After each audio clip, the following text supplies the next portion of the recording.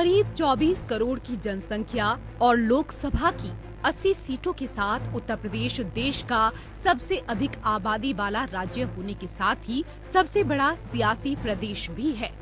6 साल से यहाँ की सत्ता पर काबिज बीजेपी सरकार का प्रयास प्रदेश को आत्मनिर्भर बनाने का है और इसी लक्ष्य को साधने के लिए इस बार करीब 7 लाख करोड़ रुपए का मेगा बजट सरकार ने सदन में पेश किया है।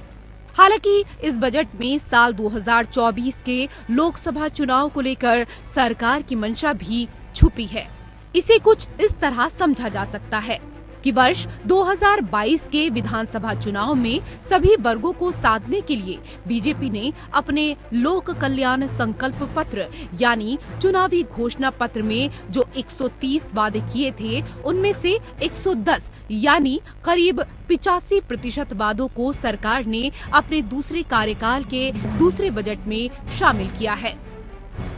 हमारी पार्टी ने उत्तर प्रदेश की जनता से लोक कल्याण संकल्प पत्र के माध्यम से जो वायदे किए थे, 130 जो हमारे वायदे थे, आज के इस बजट प्रस्तुत करने के साथ उनमें से 110 वायदों को हम इसके साथ इसमें समाहित किए हैं। पूरे बजट में अगर आप उसका बजट पर ध्यान देंगे तो लगभग 64,000 करोड़ रुपए से अधिक की धनराशि लोक कल्याण संकल्प पत्र में घोषित संकल्पों के लिए समर्पित हैं और उसमें बजट में उसका प्रावधान किया गया है।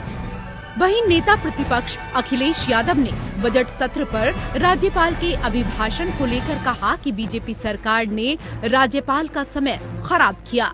उनका भाषण कट एंड पेस्ट भाषण था। उनमें जो योजनाएं बताई गई थी, वो योजनाएं सच्चाई से कोसों दूर हैं। उन्होंने वित्त मंत्री के शायराना बजट भाषण पर चुटकी लेते हुए कहा कि उनकी तुकबंदी ठीक नहीं थी। इस पर उन्होंने एक शेर सुनाकर जवाब दिया। अखिलेश ने नेता सदन योगी आदित्यनाथ पर कई व्यंग बाण भी छोड़े। अखिलेश ने अपने भाषण में कहा कि वित्त मंत्री जी को देखकर एक शेर याद आया। मैं संसदीय कार्य मंत्री सुरेश खन्ना से निवेदन करूंगा कि वो अपने सहयोगी विधायिका से कुछ अच्छा लिखवा लें। आपकी तुकबंदी ठीक नहीं है। उन्होंने कहा कि जब मैं नेता सदन को देखता हूँ तो सोचता हूँ, आँखों पर सियासत का असर देख रहे हैं कि सोड़ लगी आग किधर देख रहे हैं।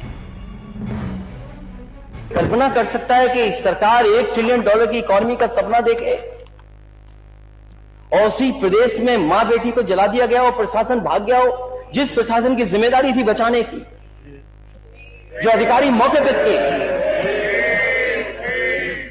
आखिरकार प्रशासन भाग गया, बुलडोजर चला दिया, मां बेटी जलती रही।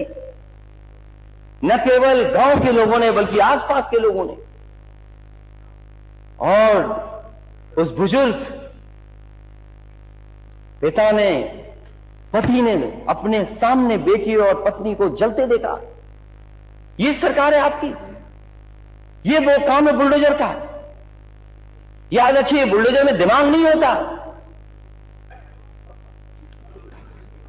वो कैसे देखेगा कहां जाना है उसको? चलाने वाले ने किसने फैसला लिया था कि जाओ चला दो? वहीं जब सीएम योगी द्वारा दिए गए आंकड़ों पर अखिलेश ने सवाल उठाए और दूसरे आंकड़े पेश किए, तो वित्त मंत्री सुरेश खन्ना ने रिपोर्ट की क्रेडिबिलिटी का मुद्दा उठाया। जवाब में अखिलेश ने कहा कि आपकी सरकार की क्रेडिबिलिटी क्या है?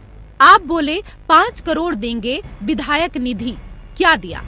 आप चुनाव जीत जाओ, लेकिन आपकी पॉलिटिकल क्रेडिबिलिटी नहीं है। कहाँ है आपका 20,000 फंड किसान के लिए? कहां आपने आलू खरीदा है?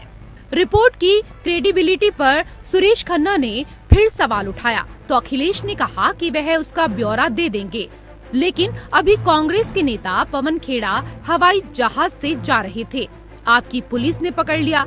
लोक गायिका नेहा राठौर का जिक्र करते हुए अखिलेश ने कहा कि कोई अच्छा गाना गा रहा था यूपी में काबा, आपने नोटिस दे दिया।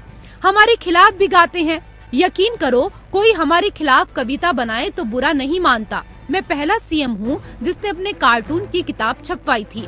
इस पर सत्ता पक्ष के किसी विधायक ने टिप्पणी की तो अखिलेश ने कहा, मुझे कार्टून मत समझना, तुम्हारा जिंदगी में नहीं बनेगा क्योंकि तुम खुद कार्टून हो। कार्टून का क्या कार्टून बनेगा।